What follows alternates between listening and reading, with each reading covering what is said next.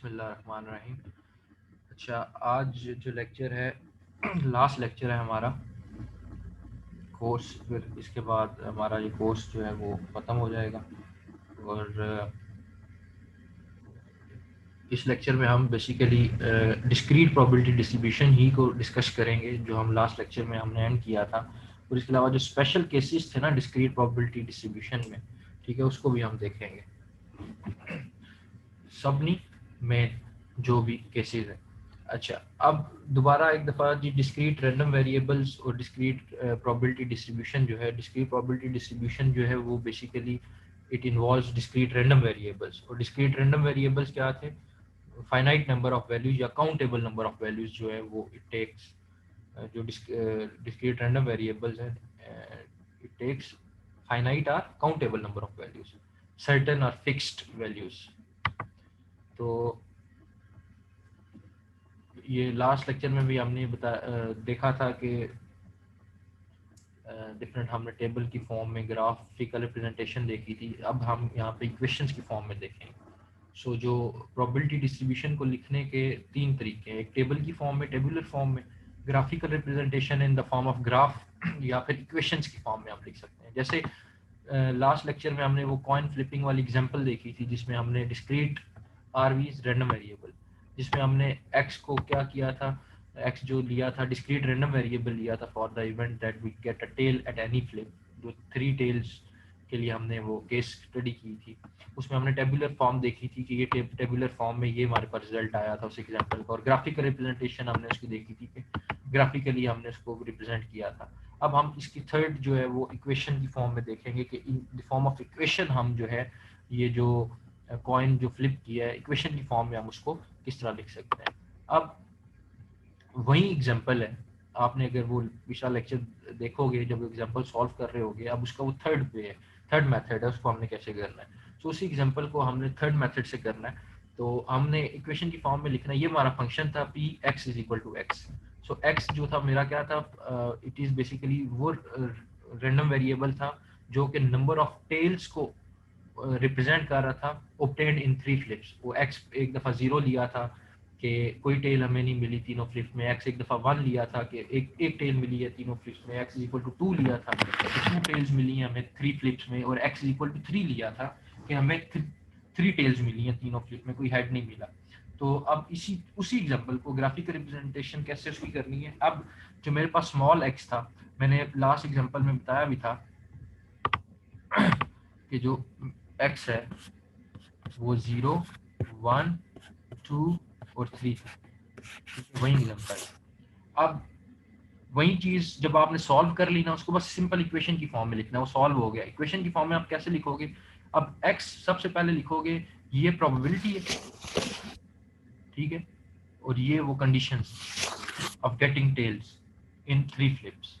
सो जब x less than 0 था तो 0 प्रोबेबिलिटी थी टेल की। ऑब्वियसली जब x लेस देन 0 होगा तो 0 ही प्रोबेबिलिटी। सिमिलरली जब x ग्रेटर देन 3 होगा तब भी 0 प्रोबेबिलिटी ऑफ गेटिंग 3 टेल्स, ठीक है।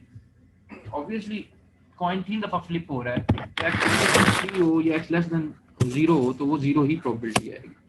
अच्छा, जब x इक्वल टू 0 था तो मेरे पास जो आंसर आया था probability of getting number of tails in 3 flips, यानी x 0 था यानी नो टेल इज ऑब्टेन्ड, तो प्रोबेबिलिटी आई थी 1/8।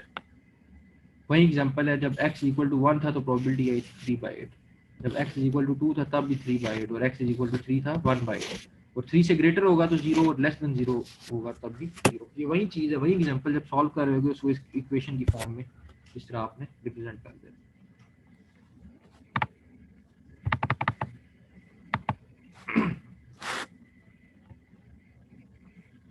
वो जो फास्ट फूड वाला एग्जांपल की थी, सिमिलरली उसको भी इक्वेशन की फॉर्म में हमने रिप्रेजेंट कर दिया कि x इज इक्वल टू 0 था, ठीक है, जब कोई जो number of person 0, number of visits जो थे उनकी प्रोबेबिलिटी 0 थी, x ग्रेटर देन 7 भी 0 था, और बाकी ये उसी जब क्वेश्चन को देखोगे तो नंबर ऑफ पर्सन, जब एक जो पर्सन है उनकी फास्ट फूड में जाने की प्रोबेबिलिटी कितनी आई थी 0.10, जब x2 था तो प्रोबेबिलिटी आई थी 0.30। उसी एग्जांपल को सामने रख के ये इक्वेशन की फॉर्म में अगर पूछा जाए तो ये इसी तरीके से जो है इक्वेशन की फॉर्म में आपने इसको लिख दें। एक और एग्जांपल देखते हैं। एक इंजीनियरिंग सिस्टम है, ठीक है, उसमें सेवरल मेटल यूनिट, कोई भी मेटल यूनिट हो सकता है, उसमें सेवरल मेटल यूनिट्स हैं। अब पास्ट एक्सपीरियंस से ये पता लगा कि हर 10 यूनिट में से 2 जो यूनिट्स हैं वो रस्टेड हैं, उनको जो है ना बेसिकली क्रोड हुए हैं, रंग लगा, ठीक है। डिफरेंट 10 मेटल यूनिट्स हैं और उन 10 में से 2 जो है वो रस्टेड है। एक इंजीनियर है, आप में से किसी एक ने 3 यूनिट्स रैंडमली सिलेक्ट करने हैं। ये 10 यूनिट्स हैं, 1 2 3 4 एंड अप टू 10। आपने इन 10 में से 3 सिलेक्ट करने हैं। आप कोई भी सिलेक्ट कर सकते हो, 1 3 10 या यूनिट 2 या 3 या 4, कोई भी। लेकिन इन 10 में से जो गिवन है कि वो 2 रस्टेड है, ठीक है। टोटल जो मेटल यूनिट्स हैं वो 10 है, 2 रस्टेड है। आपने जो सिलेक्ट करने हैं वो 3 सिलेक्ट करने हैं रैंडम। आपने फाइंड करना है इक्वेशन की फॉर्म में, फाइंड द इक्वेशन, आप इक्वेशंस की फॉर्म में लिखना है that governs the probability distribution of x, ठीक है। अब आपने बेसिकली एक्स लिया, जो रैंडम वेरिएबल है वो नंबर ऑफ रेस्टेड यूनिट्स, ठीक है। आप जो 3 पिक करोगे उनमें से नंबर ऑफ रेस्टेड यूनिट्स कितने हैं, और 10 जो यूनिट्स हैं उनमें से 2 रेस्टेड हैं। अब आप हो सकता है आप तीनों जो पिक करो उनमें से तीनों रेस्टेड ना हो, या 3 पिक करो उनमें से 1 रेस्टेड यूनिट हो, या 3 पिक करो उनमें से दोनों ही रेस्टेड, मतलब तीनों 3 में से 2 रेस्टेड यूनिट आ जाए, ठीक है। 2 रेस्टेड हो और 1 जो है नॉन रेस्टेड हो, या ऐसा भी हो सकता है कि तीनों नॉन रेस्टेड हो। ये नहीं हो सकता तीनों रेस्टेड हो, क्योंकि 10 यूनिट में से 2 यूनिट्स जो है वो रेस्टेड है। बेसिकली तीनों भी रस्टेड हो सकते हैं, because for every 10 unit 2 are rusted. ये नहीं है कि टोटल 10 यूनिट्स हैं, डिफरेंट यूनिट्स हैं। स्टैट्स ये कह रही है पास्ट एक्सपीरियंस से कि 10 में से 2 जो है वो रस्टेड है। मतलब ये कि अगर 100 यूनिट्स हैं तो 20 रस्टेड है, इसका मतलब ये है। 50 है तो 10 रस्टेड है। आपने 3 रैंडमली सिलेक्ट करने हैं, उनमें से आपने बताना है कि रस्टेड यूनिट्स क्या है। अच्छा, अब इक्वेशन की फॉर्म में लिखना है।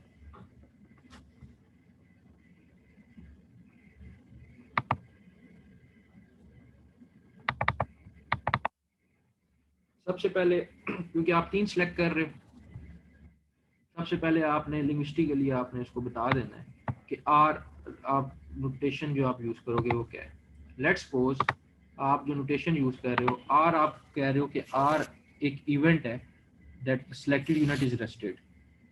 एन जो है वो एक इवेंट है that selected unit is not rusted, क्योंकि आप जो सिलेक्ट करोगे वो रेस्टेड भी हो सकता है और नॉट रेस्टेड भी हो सकता है। और x denotes the number of rested unit in the selection batch of 3 unit. मतलब आपने रैंडमली 3 सिलेक्ट करने हैं ना, ठीक है, तो ये एक्स है, ठीक है। अब इन एक्स में से नंबर ऑफ रेस्टेड यूनिट जितने होंगे वो बेसिकली इन 3 सिलेक्ट जो आपने करने हैं इनमें से जो रेस्टेड यूनिट्स आएंगे नंबर ऑफ, वो एक्स है। और आर क्या है, वो रेस्टेड है, और एन जो है वो unit that is not rested. अब पहला केस हो सकता है कि एक्स 0 है, X equal to small X था ना, तो एक्स स्मॉल एक्स क्या 0, एक्स 0 है। एक्स 0 का मतलब ये है कि आपने जो 3 सिलेक्ट किए, ये इनमें से कोई भी यूनिट रेस्टेड नहीं है, तीनों non rusted. X is equal to 1 का मतलब ये है कि आपने जो रैंडमली 3 यूनिट सेलेक्ट किए उसमें से 1 यूनिट रेस्टेड है। मतलब आप एक्स इज इक्वल टू 0 का मतलब ये है कि आपने जो यूनिट सेलेक्ट किए वो ये है N N N non rusted, क्योंकि आप एक्स रिप्रेजेंट कर रहे हो rusted unit in the selected batch of 3। X equal to 0 का मतलब ये है कि तीनों जो है वो नॉन रेस्टेड। अच्छा, इसके बाद एक्स इज इक्वल टू 1 का मतलब ये है कि 2 जो है वो रेस्टेड है और 1 जो है वो सॉरी 2 जो है वो नॉन रेस्टेड है और 1 रेस्टेड है, ठीक है, क्योंकि x वो रेस्टेड यूनिट को डिनोट कर रहा है in selected batch of 3। So x is equal to 1 का मतलब ये है कि 1 रेस्टेड होगा, 2 नॉन रेस्टेड। ऑर्डर मैटर करेगा कि ये नॉन रेस्टेड, मतलब पहला यूनिट नॉन रेस्टेड हो सकता है, दूसरा नॉन रेस्टेड हो सकता है, तीसरा हो सकता है रेस्टेड हो, या इस तरह हो सकता है पहला रेस्टेड है, दूसरा और तीसरा नॉन रेस्टेड हो, या एक और केस ये है कि पहला नॉन रेस्टेड है, सेकंड रेस्टेड और थर्ड नॉन रेस्टेड हो। ये 3 केसेस जो लिखे हैं ये ठीक है। सिमिलरली जब x इक्वल टू 2 का मतलब ये है कि 2 जो यूनिट्स हैं वो रेस्टेड है और 1 यूनिट जो है वो नॉन रेस्टेड है। ठीक है, वो ये वाला केस भी हो सकता है कि पहला और दूसरा रस्टेड हो, तीसरा नॉन रस्टेड हो। वो ये केस भी हो सकता है कि पहला रस्टेड हो, दूसरा नॉन रस्टेड हो, तीसरा रस्टेड हो। वो ये वाला भी केस हो सकता है कि पहला नॉन रस्टेड हो और बाकी जो दूसरा और तीसरा वो है रस्टेड यूनिट। अच्छा, अब x इज इक्वल टू 3 का मतलब ये है कि तीनों यूनिट्स जो आप सिलेक्ट कर रहे हो वो तीनों रस्टेड है। ठीक है, और x इक्वल टू 0 का मतलब ये था कि जो तीनों यूनिट्स आप सिलेक्ट कर रहे हो तीनों के नॉन रस्टेड। ये आपके पास चार केसेस बनते हैं। अब आपने ये सेम वही तरीका यूज करना है इसमें कि P X is equal to 0 का मतलब ये है कि पी एन इंटरसेक्शन एन। इसकी प्रोबेबिलिटी क्या होगी, जिस तरह वो कॉइन जो फ्लिप किया था उसके केस में पड़ा था, या वो जो फैमिली जिसमें 3 चिल्ड्रन थे उसमें से जो नंबर ऑफ गर्ल्स का हमने बताना था उस केस में किया था। सिमिलरली इसमें भी यही किया कि x इक्वल टू 0 का मतलब ये था कि तीनों यूनिट्स आपके जो है वो नॉन रस्टेड है। सो p of n multiply p of n multiply p of n। ठीक है, अब इसकी प्रोबेबिलिटी निकालनी है। प्रोबेबिलिटी कैसे निकलेगी? प्रोबेबिलिटी ऑफ रस्टेड यूनिट कितनी है? क्वेश्चन जो गिवन था उसमें यह था कि for every 10 metal units 2 are rusted. So probability of rusted unit क्या होगी? For every 10 metal unit 2 are rusted, 2 divided by 10। 10 metal units में से 2 रस्टेड थे। So probability of rusted unit जो है वो क्या होगी? 1/5 इक्वल टू 0.2। ये है probability of rusted unit. Probability of non rusted unit क्या होगी? ऑब्वियसली जब 2 रस्टेड हैं तो 8 जो है नॉन रस्टेड होंगे। 8 divided by 10, 4 divided by 5 which is equal to 0.8। यानी कि जो प्रोबेबिलिटी है रस्टेड यूनिट की वो 0.2 है और probability of non rusted unit है वो 0.8 है। ये क्वेश्चन में गिवन है कि for every 10 units 2 are rusted, तो इसका मतलब ये 2 divided by 10, so rusted unit की प्रोबेबिलिटी है 0.20। और फॉर ऑब्वियसली 2 रस्टेड है तो इसका मतलब 8 जो है वो नॉन रस्टेड जिनको जंग नहीं लगा हुआ। सो नॉन रस्टेड की प्रोबेबिलिटी क्या है? 8 डिवाइडेड बाय 10, 0.8। ठीक है, प्रोबेबिलिटी ऑफ रस्टेड यानी कि जो P ऑफ R है वो है 0.2 और जो P ऑफ N है वो है 0.8। ये यूज करेंगे आप। ठीक है, एक ये चीज होगी। ठीक है, ये आपने ये चीज लाजमी बतानी है कि R जो है वो रस्टेड के लिए है, N जो है वो नॉन रस्टेड के लिए, और X बता रहा है कि जो आपने 3 सिलेक्ट किए हैं उनमें से रस्टेड कितने। ठीक है, सो x इक्वल टू 0 का ये मतलब है कि जो आपने तीनों सेलेक्ट किए हैं उनमें से एक भी जो है वो रस्टेड नहीं है, यानी तीनों जो है ना नॉन रस्टेड है। P ऑफ n, यानी इसको आप इस तरह भी लिखो P of n intersection n intersection, जिस तरह वो कॉइन वाले केस में किया था। इनकी अब ये मुझे बताने की जरूरत नहीं है मल्टीप्लाई क्यों हो रहा है, और ये भी मुझे बताने की जरूरत नहीं है ये और है तो ये प्लस क्यों हो रहा है, वही एग्जाम्पल है। ठीक है, आपने सबसे पहले for x equal to 0 probability निकाल ली, वो इतनी आ गई। ये 0.8 कैसे आया? अभी बताया है कि नॉन रस्टेड की प्रोबेबिलिटी 0.8 है और रस्टेड की जगह आप 0.2 पुट करोगे, ये आ गई। फॉर x इक्वल टू 2 ये आ गई, और फॉर x इक्वल टू 3 ये प्रोबेबिलिटी आ गई। अब ये प्रोबेबिलिटीज आ गई, अब इसको सिंपल इक्वेशन की फॉर्म में लिखना है। ठीक है, आपने उसी तरह p इक्वल टू x लिख के यहाँ पे आपने x equal to x less than 0 होगा तो प्रोबेबिलिटी 0 है, x जब इक्वल टू 0 होगा तो प्रोबेबिलिटी क्या है? 0.512। सिमिलरली जब x जो है वो 1 होगा तो प्रोबेबिलिटी क्या है? 0.384 सो ऑन। और सिमिलरली जब x जो है वो ग्रेटर देन 3 होगा तब प्रोबेबिलिटी क्या है? 0 है, और इक्वल टू 3 में प्रोबेबिलिटी क्या है? 0.00। सिंपल इसी न्यूमेरिकल को आपने इक्वेशन फॉर्म में लिखा, ये लिखा हुआ है।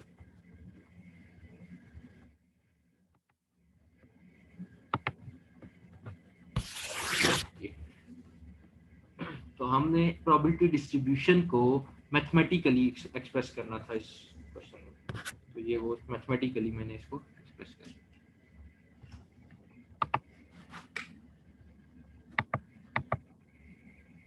अच्छा जी, कम्युलेटिव डिस्ट्रीब्यूशन। कम्युलेटिव में क्या है? वही चीज है। कम्युलेटिव में आपने सिर्फ ये करना है, पहली बात ये कम्युलेटिव ले लेना है। वही कॉइन वाली एग्जांपल को याद करो, x था और उसके अगेंस्ट उसकी प्रोबेबिलिटी थी। कम्युलेटिव प्रोबेबिलिटी क्या आएगी?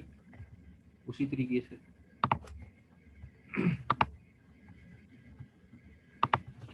1/8 as it is, 1/8 plus 3/8 4/8, 4/8 plus 3/8 7/8, 7/8 plus 1/8 8/8 which is equal to 1। आया था कम्युलेटिव प्रोबेबिलिटी में एंड पे जो रिजल्ट आएगा 1 के इक्वल ही है। तो सिंपल आपने क्या किया, वही जो एग्जांपल थी जो आपने प्रोबेबिलिटी फाइंड कर ली, उसके बाद आपने नेक्स्ट स्टेप क्या करना है, आपने उसका कम्युलेटिव ले लेना है। ये कम्युलेटिव आ गया, ठीक है। और ये जो x की रेंज है वो less than equal to x है, यानी x जो है वो ऑब्वियसली x क्या है 3 और 3 से लेस है, 3 से ग्रेटर तो नहीं है। तो ये आप उस इसमें, और यहाँ पे क्योंकि ये इंडिविजुअल प्रोबेबिलिटी थी तो यहाँ पे आप x is equal to X लिख रहे हैं, क्योंकि यहाँ पे 0 के अगेंस्ट ये थी, 1 के अगेंस्ट ये थी, 2 के अगेंस्ट ये थी, 3 के अगेंस्ट ये थी। और यहाँ पे आप क्या करते जा रहे हो, ये प्रोबेबिलिटी क्या है, ये बेसिकली किस चीज़ को रिप्रेजेंट कर रही है, 7/8 रिप्रेजेंट कर रही है। 7/8 और उससे पीछे ऐड अप हुआ है ना ये, और ये ऐड अप होकर 7/8 बना है ना, तो ये x less than equal to x होगा ना, यानी कि ये जो 7/8 है ये है x less than equal to 2, यानी 2 और 2 से लेस की प्रोबेबिलिटी। ये क्या रिप्रेजेंट कर रहा है, x less than equal to 1, यानी 1 और 1 से लेस देन की प्रोबेबिलिटी। ये दोनों बेसिकली जो ऐड अप होके बना था ना, 1/8 प्लस 3/8 होके ये बना। ये क्या रिप्रेजेंट कर रहा है, 8/8 1, यानी x less than equal to 3, यानी कि x की वैल्यू 3 और 3 से लेस की प्रोबेबिलिटी ओवरऑल रिप्रेजेंट कर रही है। तो ये इसको इस फॉर्म में लिखेंगे। सो कम्युलेटिव प्रोबेबिलिटी जो है वो याद है, ये आपके पास थी प्रोबेबिलिटी, सिंपल कम्युलेटिव ले लिया, और ये x इक्वल टू x था, यहाँ पे x less than equal to x होगा। मैंने बता दिया क्योंकि आप पिछला जो डेटा है वो ऐड करवाते जाते हो, यानी जिस आगे जाते जाते पिछला उसमें ऐड अप होता जाता है, सो वो वहां तक की रेंज होती है प्रोबेबिलिटी। तो ये जो है प्रोबेबिलिटी क्या रिप्रेजेंट कर रही है, इस ओवरऑल प्रोबेबिलिटी का सम रिप्रेजेंट कर रही है। तो दैट्स व्हाई यहाँ पे होगा x less than equal to 3। तो ये इस फॉर्म में लिखूंगा, एक चीज ये होगी। अच्छा, कम्युलेटिव प्रोबेबिलिटी निकल है। अब कम्युलेटिव को किस तरह लिखना है, कम्युलेटिव का जो ग्राफ बनेगा, देखो उस ग्राफ में हम डॉट बनाते थे। अगर मैं ग्राफ दिखाऊं,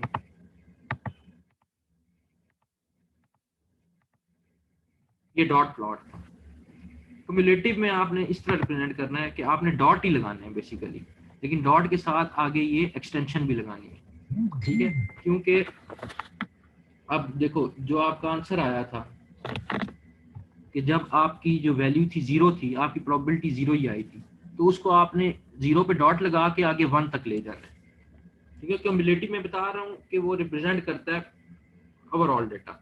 अब जब 1 आंसर आया था तो आपने डॉट लगाया, 0.5 आया था, जब प्रोबेबिलिटी 1 थी ना, प्रोबेबिलिटी 1 थी तो आंसर आपका आया था ये 4/8, 4/8 बनता है 0.5, और इसको यहाँ तक आगे एक्सटेंड कर दिया 2 तक।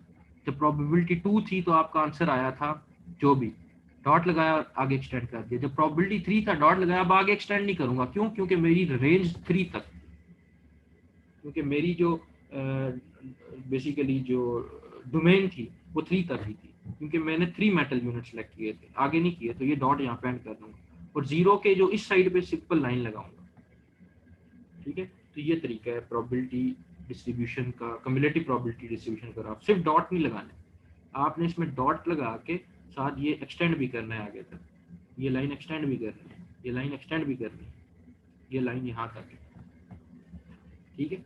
तो सिंपल सिर्फ डॉट्स नहीं लगा देने, ये इसमें याद रखना। और दूसरा ये कि इसमें जो है ना प्रोबेबिलिटी जो है वो x less than equal to x होगी। मैंने बताया कि जो जो आगे जाते जाओगे पिछला ऐड अप करवाते जाओगे तो वो वहां तक की प्रोबेबिलिटी आएगी।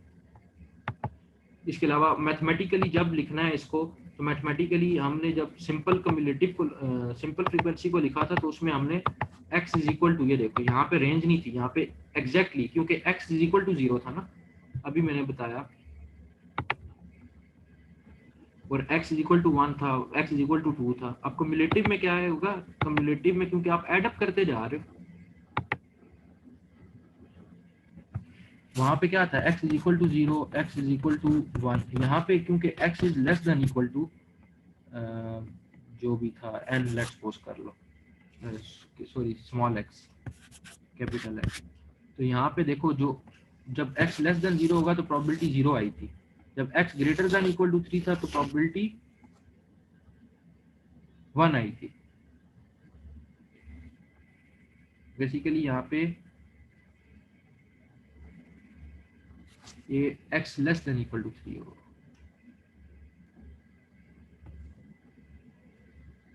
ठीक है। ये ग्रेटर नहीं होगा, ये होगा लेस देन इक्वल टू, ठीक है, ये ग्रेटर नहीं होगा। अच्छा, ये क्या है, 0, जब x 0 से 1 के बिटवीन था, 1 नहीं था, 1 के बिटवीन था तो प्रोबेबिलिटी 1/8 थी। जब 1 से 2 के बिटवीन था, in between 1 equal to 1 but less than 2, ये क्या है, equal to 2 but less than 3। ठीक है, ये ख्याल रखना है। ठीक है, सो 0 और 1, when x is equal to 0 but less than 1, यानी 0 से 0.99 तक। जब 1 हुआ और बट लेस देन 2 तो प्रोबेबिलिटी ये आई। जब ये 2 हुआ और लेस देन 3 तो प्रोबेबिलिटी ये आई। जब ये 3 या ओवरऑल 3 भी ऐड होगा इसमें, लेस देन 3 होगा तो प्रोबेबिलिटी 1 आएगी। ये एक चीज़ याद रखनी है, इसमें इस फॉर्म में लिखना है और उसमें सिंपल, क्योंकि वो था P X is equal to X और ये क्या है, P X less than equal to X, उसकी प्रोबेबिलिटी होगी।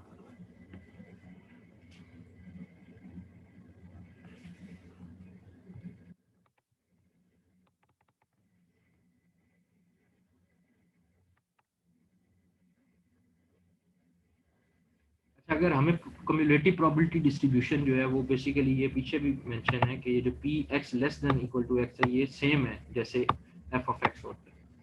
अच्छा, अब अगर कम्युलेटिव प्रोबेबिलिटी डिस्ट्रीब्यूशन हमें पता है और हमने किसी भी रैंडम वेरिएबल के अबाउट प्रोबेबिलिटी फाइंड करनी है तो उसका फार्मूला ये है।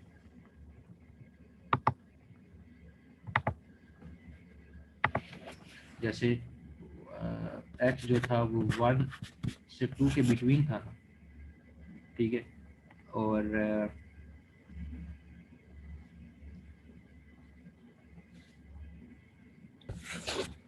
हमें कम्युलेटिव जो डिस्ट्रीब्यूशन है वो पता है, पीछे अभी हमने निकाली है। अगर हमने किसी भी रैंडम वेरिएबल किसी भी वैल्यू पे अगर प्रोबेबिलिटी फाइंड करनी है तो ये फार्मूला है, F of x minus F of x minus 1। ये फार्मूला अभी मैं बताता हूँ क्या है।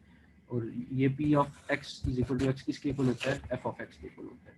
तो ये फार्मूला है F of X in minus F of x minus 1। Example से समझ आ जाएगी। ये मेरे पास गिवन है, मुझे कम्युलेटिव पता है,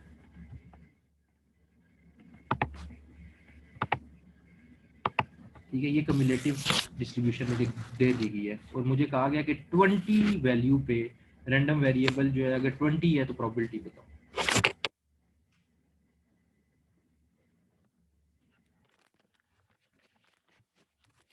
फॉर्मूला क्या था, P of X is equal to X F of X into minus F of x minus. मैंने किस वैल्यू पे बतानी है प्रोबेबिलिटी, 20 पे। सो जो स्मॉल एक्स है वो क्या है, 20। सिंपल, स्मॉल एक्स की जगह 20 पुट कर दिया, एफ ऑफ एक्स यहाँ पे एफ ऑफ 20 हो जाएगा और एक्स माइनस 1 एफ ऑफ 19 हो जाएगा। ठीक है, सिंपल, यहाँ पे भी फॉर्मूले पुट कर दिया। सो एफ ऑफ 20 क्या है, एफ ऑफ 20 ये है, इक्वल टू 20 वाला फंक्शन जो है उसकी प्रोबेबिलिटी ये 0.813, एफ ऑफ 20 की जगह आ गया 0.813। एफ ऑफ 19 क्या है, 19 किस रेंज में लाया कर रहा है, 19 इस रेंज में लाया कर रहा है, 10 से 20 की रेंज है, तो वो प्रोबेबिलिटी क्या है 0.627। सो 0.813 minus 0.627, so probability that the random variable takes at the value of 20 is equal to 0.18।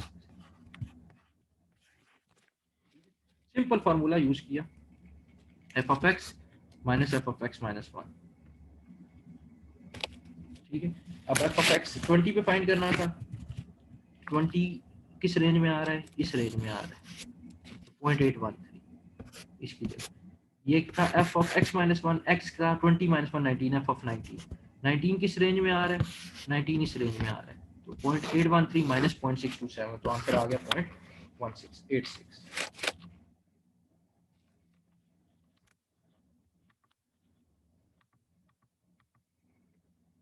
अच्छा, आगे जाने से पहले एक दो फॉर्मूले और देख लो।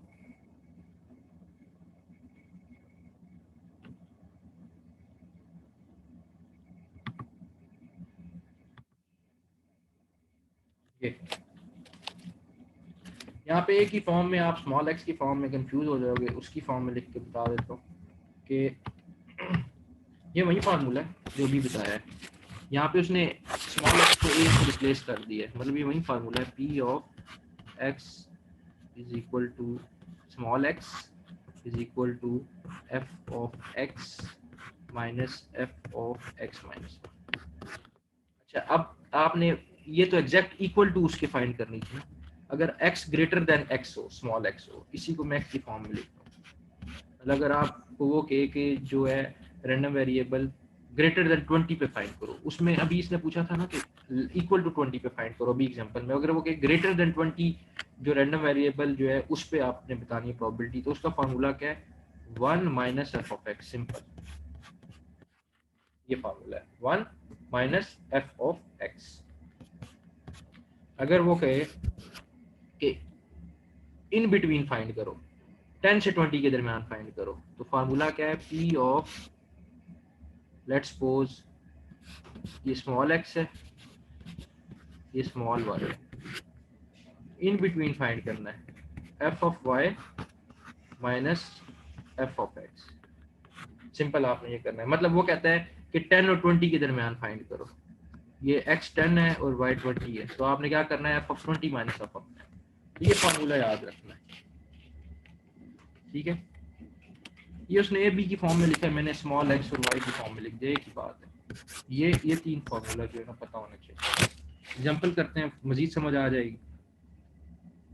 अब ये एग्जांपल है, ये आपको जो है एक investment firm offer it customer municipal bond that mature after varying number of years.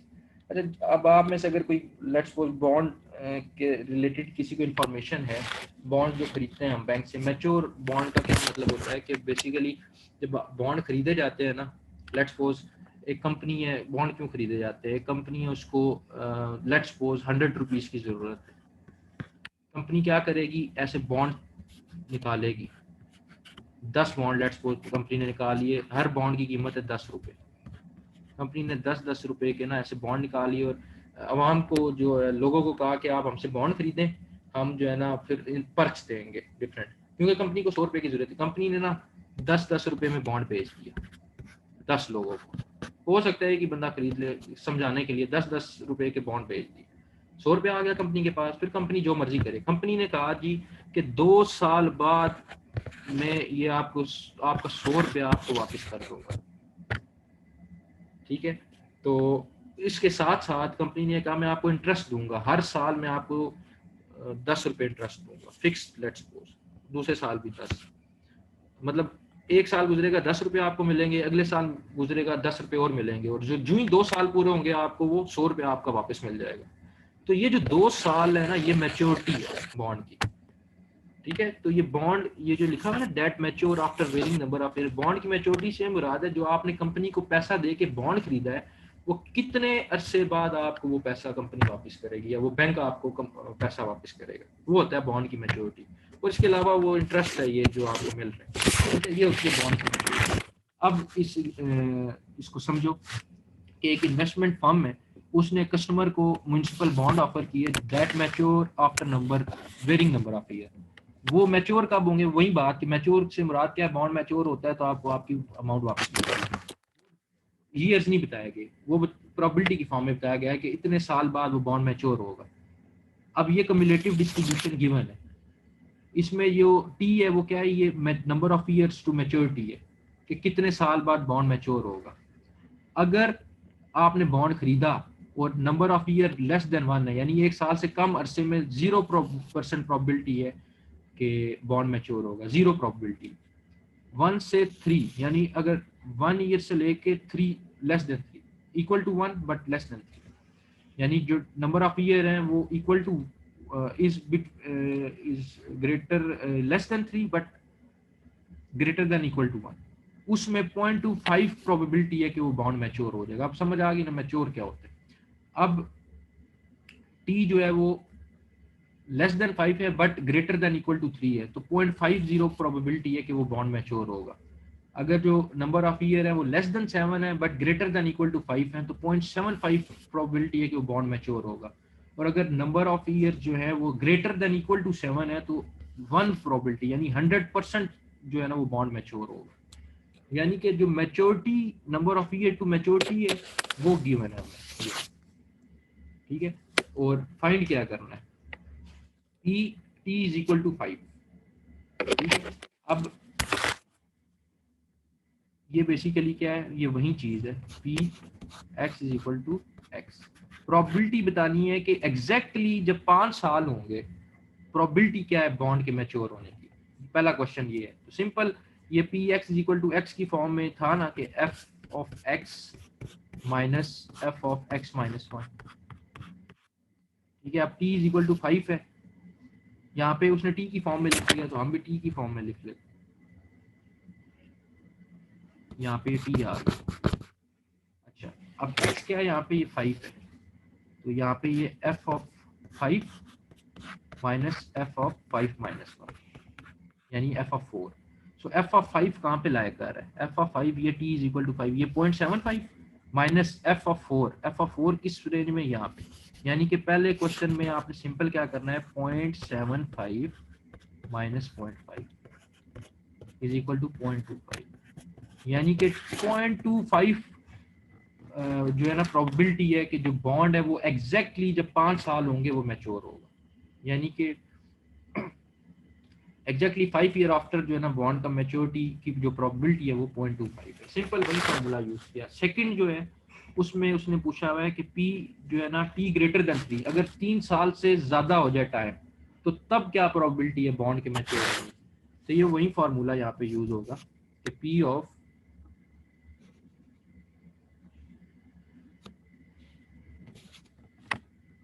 वो था ना x greater than 3, 3 greater than is equal to 1 minus F of 3, यहाँ पे वो यूज होगा। वो था ना कि x is greater than x 1 minus F of x। Simple यहाँ पे मैंने क्या किया, 1 माइनस एफ ऑफ 3, 3 कहाँ लाया कर रहा है, इक्वल टू 3 ये 0.5, यहाँ पे सिंपल मैंने ये किया 1 माइनस 0.5 तो इसकी प्रोबेबिलिटी क्या आ गई 0.5। यानी कि बॉन्ड के मैच्योर होने की प्रोबेबिलिटी आफ्टर ग्रेटर देन 3, अगर number of year greater than 3 है तो बॉन्ड के मैच्योरिटी का जो होने की जो प्रोबेबिलिटी है वो है 0.5। थर्ड ये है कि अगर नंबर ऑफ ईयर 1 और 6 के इन बिटवीन हो तब बॉन्ड के मैच्योर होने की प्रोबेबिलिटी क्या है। तो यहाँ पे ये वही वाला फार्मूला यूज होगा, पी वो था ना कि एक्स जो है वो स्मॉल एक्स और उसके दरमियान में यानी 1 टी लेस देन 6। सिंपल हम क्या करते थे, F of Y minus F of X करते थे। तो एफ ऑफ वाई ये एक्स था, ये कैपिटल एक्स ले लो, ये वाई ले लो, तो F of 6 minus F of 5 करो, फार्मूला था ना यहाँ पे,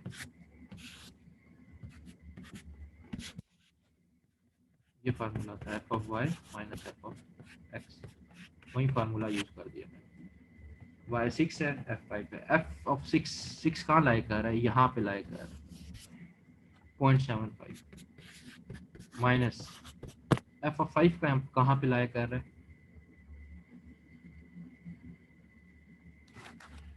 सॉरी ये 1 है 5 नहीं है, यहाँ पे 1 आएगा, ये 1 आएगा यहाँ पे।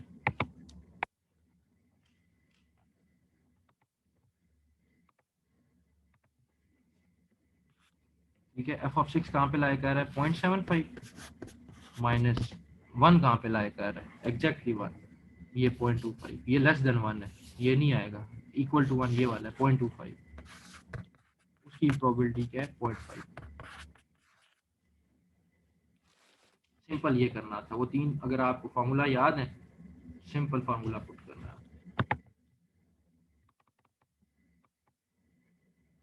ठीक है। तो ये वही चीज जो अभी मैंने सॉल्व की।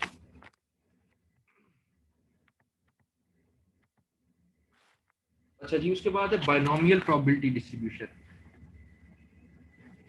पिछले लेक्चर में शॉर्ट सा इंट्रोडक्शन दिया था मैंने बायनोमियल प्रोबेबिलिटी डिस्ट्रीब्यूशन का कि वो प्रोबेबिलिटी ऑफ सक्सेसेस और failures outcome in an experiment, ठीक है। सो जो बायनॉमियल प्रोबेबिलिटी डिस्ट्रीब्यूशन है वो basically it is based on image जिसमें दो पॉसिबल आउटकम्स होते हैं, ठीक है, या तो वो चीज़ मिलेगी या नहीं मिलेगी। अब एक कॉइन को 3 दफ़ा आपने फ्लिप किया है तो आउटकम्स क्या होंगे, हेड या टेल। लेट्स सपोज आप कहते हो कि हेड आए तो हेड आ गया तो उस इट हिट्स, और अगर टेल आ गई तो इट मिसेस। तो 3 कॉइन को जब फ्लिप किया तो ये आउटकम्स बनते हैं, ये डिफरेंट 3 डिफरेंट, एक कॉइन को 3 डिफरेंट टाइम्स आप जब फ्लिप कर रहे हो तो ये आउटकम्स बन सकते हैं, ऑलरेडी हम डिस्कस कर चुके हैं। तो ये बायनॉमियल प्रोबेबिलिटी डिस्ट्रीब्यूशन होती है कि प्रोबेबिलिटी ऑफ सक्सेस और फेलियर, या जिसमें दो आउटकम्स मिलते हैं एक एक्सपेरिमेंट में।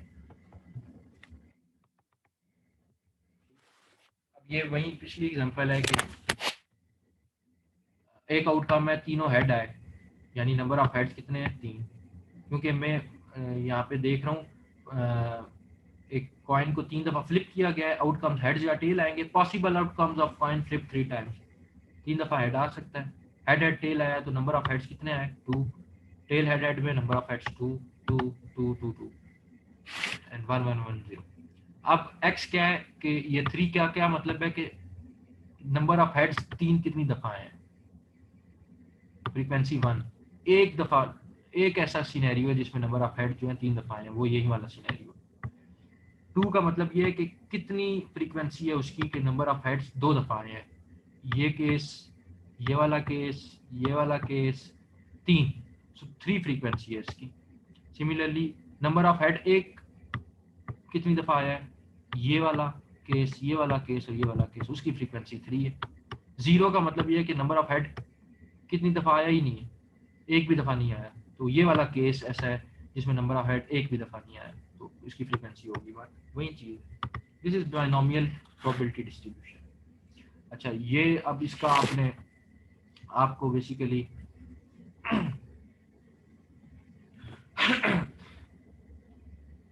इसका फ्रीक्वेंसी, अच्छा इसमें टेल हमने नहीं इसलिए की क्योंकि यहाँ मेंशन नहीं है, क्वेश्चन की डिमांड में था नंबर ऑफ हेड्स के बारे में पूछा गया था। अगर नंबर ऑफ टेल्स के बारे में पूछा जाता है यहाँ पे हम हेड्स की बजाय टेल का मेंशन करते हैं।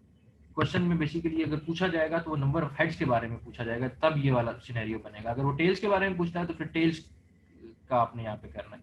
अब यहाँ पे उसने पॉसिबल आउटकम पूछी है फॉर हेड्स, यहाँ पे लिखा होना चाहिए था, लिखा नहीं है, तो इसलिए हमने नंबर ऑफ हेड्स को डील किया। अब फ्रीक्वेंसी भी निकाल ली अगेंस्ट दैट आउटकम। तो सिंपल इसका हमने जब ग्राफ प्लॉट किया बायनॉमियल प्रोबेबिलिटी डिस्ट्रीब्यूशन, ये ग्राफ है। हेड्स लिया आपने एक्स एक्सिस पे, फ्रीक्वेंसी ली वाई एक्सिस पे। अगर टेल्स का पूछता तो हेड्स की जगह वो हम सारा काम टेल्स के लिए करते हैं। अब हेड 0 1 2 3 और उसकी फ्रीक्वेंसी आपने हिस्टोग्राम बना दिया, ये हिस्टोग्राम बना हुआ है, तरीका वही है जो पहले बताया था। अच्छा, अब प्रोबेबिलिटी अगर पूछी जाए कि प्रोबेबिलिटी क्या होगी, तो प्रोबेबिलिटी जो है ये जो भी तरीका करना चाहो, तीनों तरीके ठीक है। अब क्योंकि देखो फ्रीक्वेंसी 1 थी, ठीक है, तो इसका जो है प्रोबेबिलिटी जो है वो होगी 1 डिवाइडेड बाई 8। 8 आउटकम्स थे ना, 8 आउटकम में से एक दफ़ा जो है वो जो है ना तीनों हेड्स मिलेंगे ऐसे।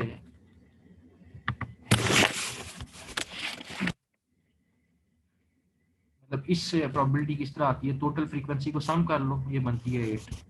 सो 3 हेड आने की प्रोबेबिलिटी क्या है, ये फ्रीक्वेंसी 1 डिवाइडेड बाई 8, ये आ जाएगा 0.125। इसकी प्रोबेबिलिटी निकालनी है इस वाले की। सो फ्रीक्वेंसी क्या है 3, टोटल फ्रीक्वेंसी डिवाइडेड बाई 8, यहाँ पे भी फ्रीक्वेंसी 3 डिवाइडेड बाई 8, तो आ जाएगा 0.375। तो ये 1 डिवाइडेड बाई 8, ये आ जाएगा 0.125। ये प्रोबेबिलिटी आ जाएगी which is associated with hits. Hits मतलब head is equal to hits, head मिलेगा तो हिट किया है, अगर टेल मिलेगी तो मिस हुआ।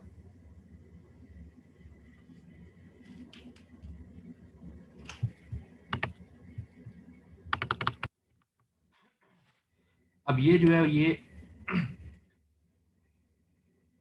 इसमें प्रोबेबिलिटी भी मेंशन कर देगी, ये हेड फ्रीक्वेंसी और ये प्रोबेबिलिटी, ठीक है। इसकी प्रोबेबिलिटी क्या है 0.125, इन दो की प्रोबेबिलिटी क्या है, ये जो दो है इनकी है 0.375, ठीक है। सिमिलरली इसकी प्रोबेबिलिटी भी क्या है 0.125।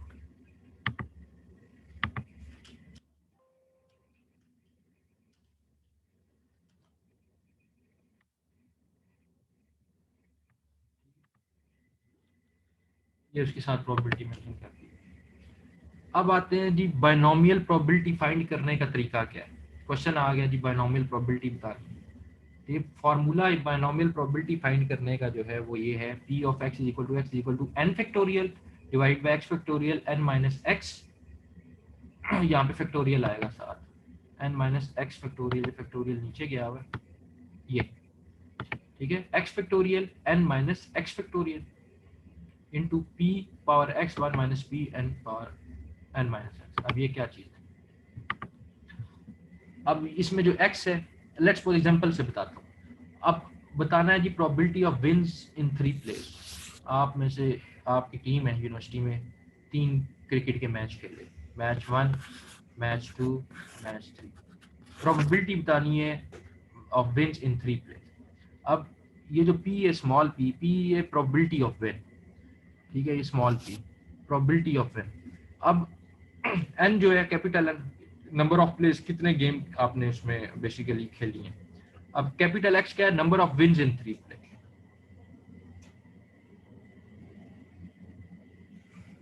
ठीक है, capital X is number of wins in 3।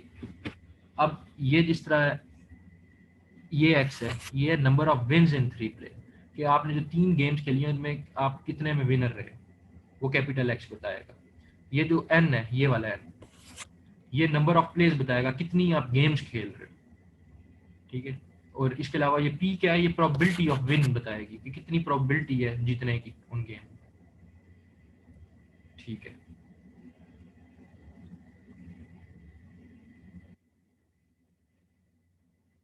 अब क्वेश्चन जो आपको गिवन है,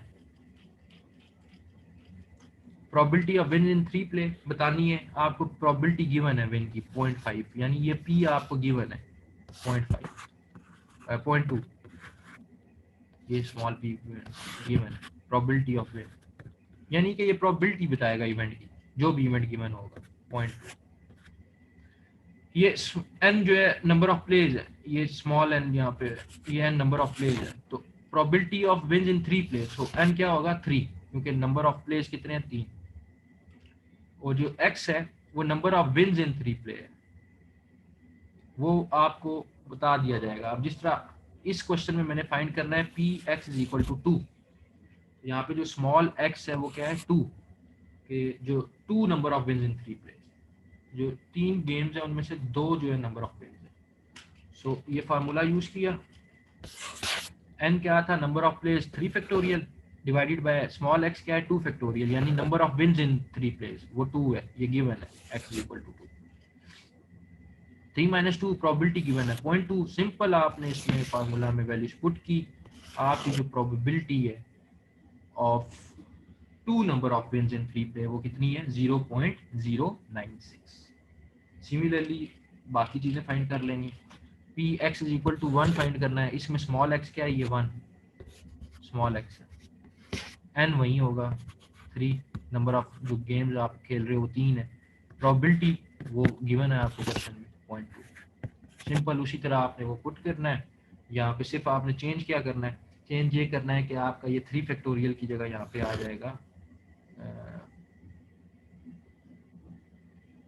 इसकी जगह, सॉरी 2 फैक्टोरियल की जगह आ जाएगा 1 फैक्टोरियल,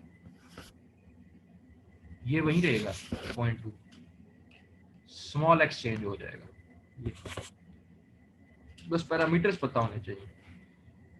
दोबारा n क्या है इस क्वेश्चन में, n is basically number of wins in 3 play, जो भी आपको डेटा गिवन है वो कितने, जो भी इवेंट गिवन है नंबर ऑफ इवेंट्स है बेसिकली।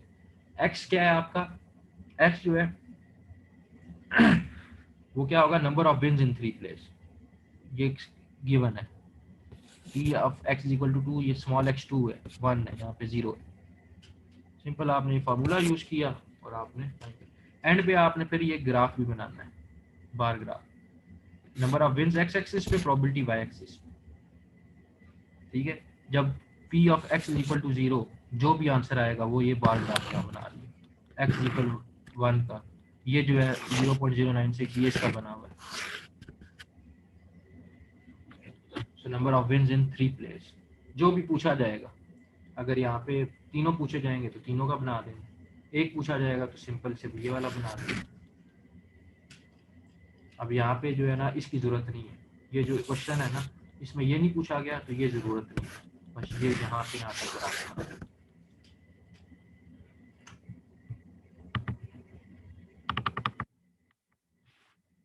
अच्छा, लास्ट जो डिस्ट्रीब्यूशन है, लास्ट है जी इस लेक्चर की, पॉज़ॉन डिस्ट्रीब्यूशन।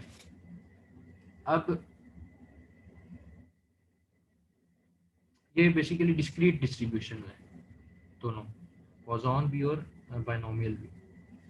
अब जो पॉज़ॉन डिस्ट्रीब्यूशन है, मैंने बताया था कि ये बेसिकली क्या शो करती है कि how many times an event is likely to occur within a specified period of time. जिस तरह नंबर ऑफ केसेस मैंने बताया थे कि कोविड-19 के in different cities of Pakistan फलान टाइम इंटरवल के बीच, ठीक है। सो जो ये है इसमें एक टाइम इंटरवल इन्वॉल्व होता है पॉज़ॉन डिस्ट्रीब्यूशन में। जैसे बाइनोमियल में क्या था कि प्रोबेबिलिटी ऑफ सक्सेस थी ना या फेलियर थी किसी भी नंबर ऑफ ट्रायल्स पे, किसी भी एक एक्सपेरिमेंट में, ठीक है। अगर वही एवरेज नंबर ऑफ ट्रायल्स एक घंटे में किए जाएं या किसी भी टाइम स्पेसिफाइड टाइम इंटरवल में किए जाएं तो वो पॉज़ॉन डिस्ट्रीब्यूशन बन सकती है। मतलब मैं कहता हूँ कि एक घंटे में प्रोबेबिलिटी क्या है सक्सेस की, अब टाइम इंटरवल इन्वॉल्व हो गया ना कि एक घंटे में प्रोबेबिलिटी ऑफ सक्सेस क्या है, टाइम इंटरवल इन्वॉल्व हो गया तो ये डिस्ट्रीब्यूशन पॉज़ॉन डिस्ट्रीब्यूशन है। जैसे कि एग्जांपल पॉज़ॉन डिस्ट्रीब्यूशन की, what is the probability of getting 12 heads, ये है binomial distribution, what is the probability of getting 12 heads from 20 tosses, क्योंकि इसमें दो आउटकम्स आने हैं, हेड या क्या कहते हैं या टेल, ये बाइनोमियल डिस्ट्रीब्यूशन है। इसी बाइनोमियल डिस्ट्रीब्यूशन को अगर मैं इस तरह लिखूं कि flipping the coin 20 times in 4 hours, कि एक कॉइन को 20 टाइम्स फ्लिप किया है 4 घंटे में, ठीक है। इसका एज्यूम कर रहा हूँ, इसका क्वेश्चन क्या बन सकता है, what is the probability of getting 12 heads in 4 hours.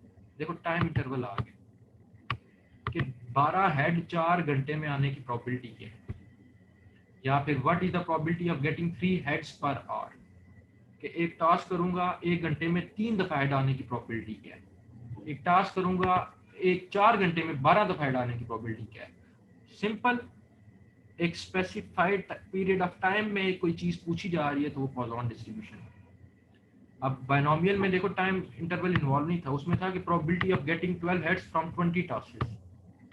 इसमें क्या है, probability of getting 12 heads in 4 hours, in 5 hours, in 1 hour, in 15 minutes, in, मतलब एक स्पेसिफाइड टाइम इंटरवल आ जाएगा पॉज़ॉन डिस्ट्रीब्यूशन। अब पॉज़ॉन डिस्ट्रीब्यूशन में दो हैं, दो चीजें।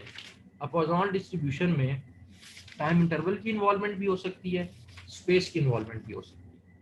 अगर एक गिवन टाइम इंटरवल में पूछी जाए प्रोबेबिलिटी तो वो टेम्पोरल डेफिनेशन है। स्टार्ट वाले स्टैटिस्टिक के लेक्चर में बताया था कि टेम्पोरल और एक स्पेशल, टाइम से रिलेटेड टेम्पोरल है और स्पेशल क्या है, रिलेटेड टू स्पेस। अगर नंबर ऑफ सक्सेसेस किसी स्पेस में पूछी जाए, किसी रीजन में, स्पेस रीजन में, तो वो क्या है, स्पेशल डेफिनेशन है। सो पॉज़ॉन डिस्ट्रीब्यूशन में यूनिट जो बेसिकली टाइम इंटरवल भी इन्वॉल्व हो सकता है, या फिर basically average number of successes per unit time या फिर पर यूनिट एरिया,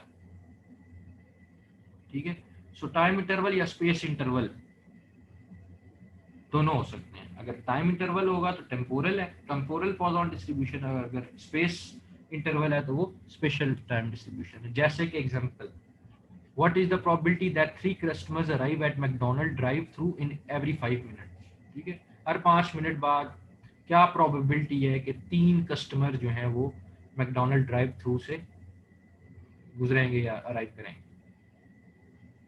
इसमें क्या है, टाइम पीरियड है, तो ये टेम्पोरल डेफिनेशन है पॉज़ॉन की।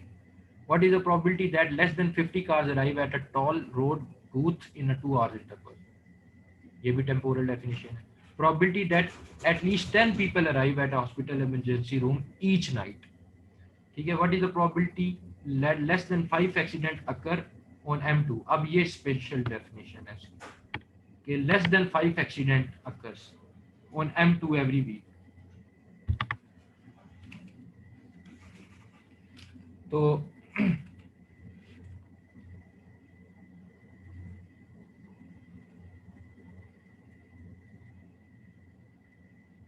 बेसिकली ये सारी जो है ना वो टाइम रिलेटेड है।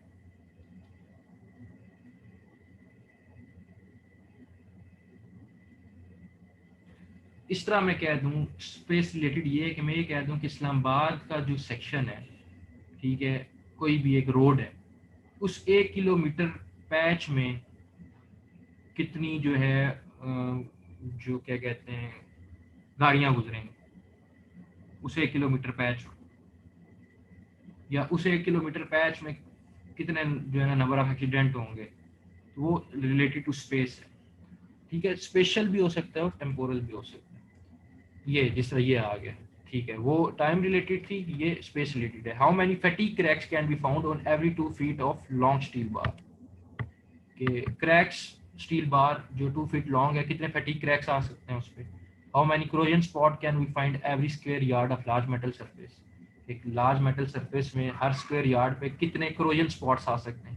तो ये क्या है, ये स्पेशल डेफिनेशन है उसकी। वो टाइम रिलेटेड थी, ये स्पेस रिलेटेड। अब जो पॉजॉन डिस्ट्रीब्यूशन है उसको फाइंड करने का तरीका क्या है, जो फार्मूला यूज होता है पॉजॉन डिस्ट्रीब्यूशन में, वो ये फार्मूला यूज होता है। ठीक है, अब इसमें एक चीज है लेमडा। अब x क्या है, एक रैंडम वेरिएबल है जो कि number of successes in a given time या फिर गिवन स्पेस इंटरवल पे होगी। और पॉजॉन डिस्ट्रीब्यूशन फंक्शन में जो लेमडा है, x क्या है, ये नंबर ऑफ सक्सेसेस है। लेमडा क्या है, average number of successes per unit time और पर यूनिट एरिया। ये याद रखना है कि एवरेज नंबर ऑफ सक्सेसेस। अगर टाइम रिलेटेड है तो पर यूनिट टाइम कितने एवरेज सक्सेसेस हैं, और अगर स्पेस रिलेटेड है तो पर यूनिट एरिया कितने नंबर ऑफ एवरेज सक्सेसेस हैं। लेमडा ये है। अब इसमें नंबर ऑफ जो सक्सेसेस है किसी भी टाइम में या स्पेस इंटरवल में, वो it is independent on the number of successes in any other interval. मतलब ये लेट्स सपोज 4 से 5 के दरमियान अगर मैं कोविड के केसेस को डिस्कस कर रहा हूँ कि 4 से लेके 5 तक कोविड के केसेस की प्रोबेबिलिटी ये फैला है, तो 5 से 6 बजे तक वो उस पर डिपेंड नहीं करेगा 4 से 5 पे।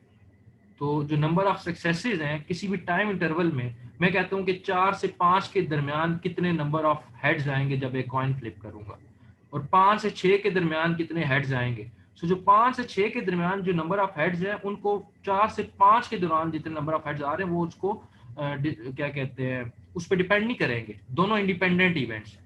सो जो नंबर ऑफ सक्सेसेस होते हैं किसी भी गिवन टाइम में या किसी भी स्पेस इंटरवल में, वो it is independent on the number of successes in any other interval. दोनों का आपस में कोई दोनों आपस में डिपेंड नहीं कर रहे होते एक दूसरे के साथ। ठीक है, जिस तरह मैंने बताया कि कोविड केसेस जो 4 से 5 के दौरान आएंगे और 5 से 6 के दौरान आएंगे, दोनों आपस में एक दूसरे पर डिपेंड नहीं करेंगे, अफेक्ट नहीं करेंगे एक दूसरे को। ठीक है, तो जो नंबर ऑफ एक्सीडेंट होते हैं, लेट्स सपोज एक दिन किसी टाइम इंटरवल में, अगले दिन किसी टाइम इंटरवल में नंबर ऑफ एक्सीडेंट पिछले दिन उसको अफेक्ट नहीं करेंगे। ठीक है, दोनों का आपस में कोई की डिपेंडेंसी नहीं होगी एक दूसरे पे। एक तो ये चीज कंडीशन इसकी। दूसरा, probability of success in a time or space interval is proportional to the length of time. अगर लेंथ टाइम की बढ़ा दी जाए या फिर स्पेस की बढ़ा दी जाए तो प्रोबेबिलिटी ऑफ सक्सेस भी जो है वो बढ़ेगी, वो प्रोपोर्शनल है उसके। मैं कहता हूँ बढ़ेगी या कम होगी। ठीक है, ऑब्वियसली 1 घंटे में फला एक इवेंट अकर हो रहा है, टाइम बढ़ा दोगे तो वो जो चीज़ है वो ज़्यादा होगी या कम हो, कम तो नहीं, खैर ज़्यादा ही होगी। लेट्स सपोज फुटबॉल है, फुटबॉल का मैच 90 मिनट्स का है, वो एक अलग सिनेरियो है, नहीं होता, रिजल्ट नहीं आता 90 मिनट से। मैं 90 मिनट में जो रिजल्ट आना था मैं 200 मिनट कर दूँ तो रिजल्ट चेंज हो जाएगा ना। तो प्रोपोर्शनल है उस पर। मे बी जो 90 मिनट्स में 2 गोल होने थे, एक और टीम जो है 200 मिनट में 5 गोल कर ले। Similarly, probability of more than one success within a short interval of time is negligible.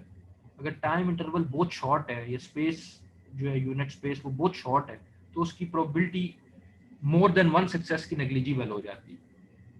ठीक है, कि इतने शॉर्ट टाइम में अगर सेकंड्स में बात करूं कि हेड आने की क्या है, सो मोर देन वन सक्सेस जो है वो नेग्लिजिबल है, कि एक सेकंड में कितने नंबर ऑफ हेड्स आएंगे। चलो 10 सेकंड में कह दूं तो एक आ सकता है, मोर देन वन सक्सेस जो है वो नेग्लिजिबल है।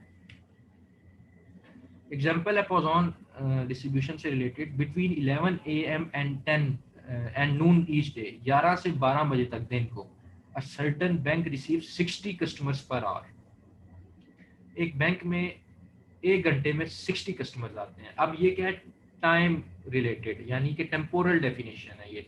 पॉइजन डिस्ट्रीब्यूशन की, ये टेम्पोरल पॉइजन डिस्ट्रीब्यूशन है, इसमें टाइम आ गया, पर आवर बात कर रहे हैं, स्पेस नहीं रिलेटेड, तो ये टेम्पोरल है कि 11 से 12 बजे तक जो एक बैंक है उसमें 60 कस्टमर आते हैं एक घंटे में, find the probability that exactly 2 customer will arrive in a given 1 minute interval between 11 and 12। क्या प्रोबेबिलिटी है कि 11 से 12 के दरमियान कोई भी 1 मिनट का इंटरवल लो, ठीक है, 2 कस्टमर अराइव करेंगे, एग्जैक्टली 2 कस्टमर आएंगे उस टाइम इंटरवल में, वो प्रोबेबिलिटी बतानी है। Second, 2 or less customer will arrive in a given 1 minute interval between 11 and noon, कि 11 और 12 के दरमियान कोई भी एक स्पेसिफिक 1 मिनट का इंटरवल लो, उसमें 2 या 2 से कम कस्टमर आएंगे, एक में एग्जैक्टली 2 कस्टमर, एक में 2 or less customer, between 11 and 12 और किसी भी एक गिवन 1 मिनट इंटरवल में। ये 2 चीजें मैंने बतानी है। अब सबसे पहला काम कि फार्मूला भी मैं बता देता हूँ, जो फार्मूला था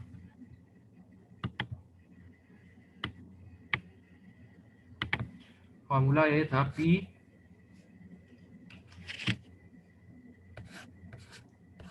x is equal to x lambda power minus lambda power x divided by x factorial. अब जो लैम्डा था, ठीक है, लैम्डा क्या था, average number of successes per unit time या फिर पर यूनिट एरिया, यहाँ पे टाइम है तो average number of successes per unit time क्या होगा, लैम्डा फाइंड करना हमारे लिए पहले इंपॉर्टेंट है। अब लैम्डा क्या है, average number of successes per unit time, यानी यहाँ पे क्या होगा कि कितने कस्टमर आ रहे हैं पर मिनट। अब जो क्वेश्चन गिवन था, अब x एक रैंडम वेरिएबल है that basically gives the information about the customer arrives at the bank at a given 1 minute interval between 11 and noon। अब एवरेज रेट फाइंड करना है, लैम्डा फाइंड करना है। अब क्वेश्चन गिवन था कि 60 कस्टमर्स पर आ रहा है, यानी कि एक घंटे में 60 मिनट है ना, तो 60 कस्टमर्स जो है वो 60 मिनट्स में आ रहे हैं, तो एक मिनट में कितने कस्टमर आएंगे, ऑब्वियसली एक ही कस्टमर आएगा। अगर 60 कस्टमर 60 मिनट्स में आ रहे हैं तो एक कस्टमर जो है वो कितने मिनट में आएगा, 60 डिवाइडेड बाय 60, तो एक कस्टमर जो है वो 1 मिनट में आएगा, ठीक है। ये लैम्डा है कि number of successes per unit time, ठीक है, उसको सक्सेसेस को पर यूनिट टाइम में लेना है। आपको कोई भी इंफॉर्मेशन गिवन होगी, लेट्स सपोज यहाँ पे गिवन होता है 60 कस्टमर्स इन 1 डे, तो आप उसको पर यूनिट टाइम में कन्वर्ट कर लेते हैं,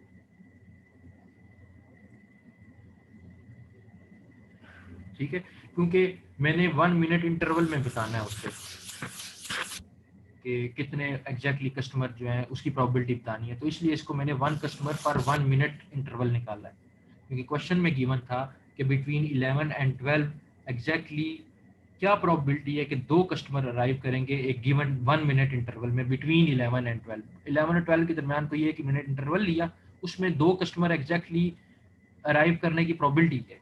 सो मैंने लैम्डा जो है मुझे गिवन थे कि 60 कस्टमर एक घंटे में आ रहे हैं, तो लैम्डा मैंने निकाल लिया कि एक मिनट में कितने कस्टमर आएंगे, तो अगर 60 आ रहे हैं एक घंटे में तो एक ही कस्टमर आएगा 1 मिनट में।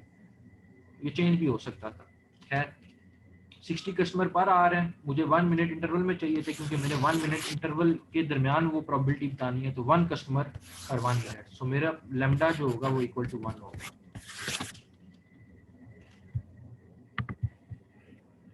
सिंपल फार्मूला आप यूज करना है। फार्मूला क्या था,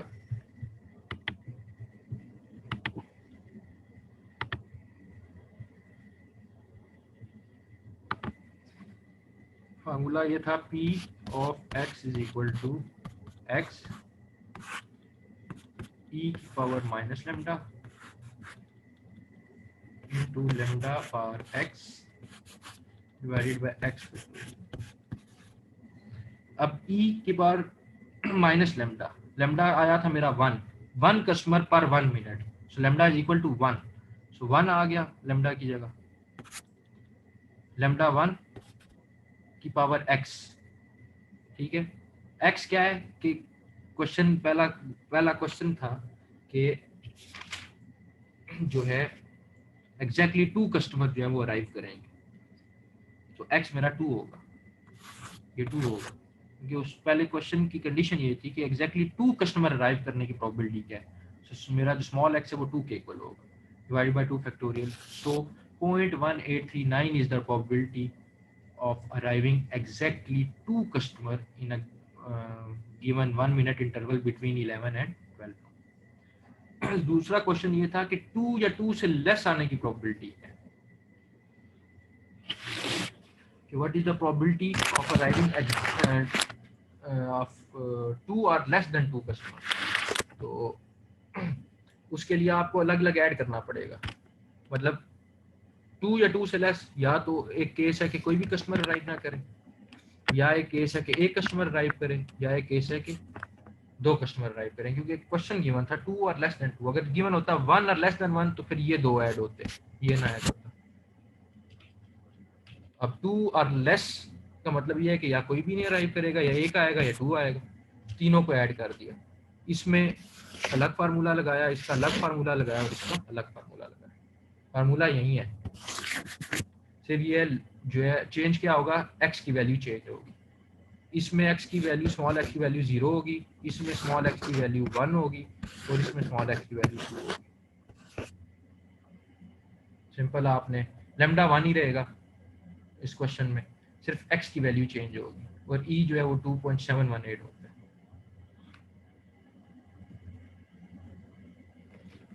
सो ये था आपका प्रोबेबिलिटी एंड स्टैटिस्टिक्स का कोर्स। सो ये कोर्स हमारा ख़त्म हो गया। प्रोबेबिलिटी से रिलेटेड कोई भी क्वेश्चन हो, कोई भी चीज़ समझनी हो, आप जो है मुझे कांटेक्ट करो, जहाँ भी मसला हो। और best of luck for your final.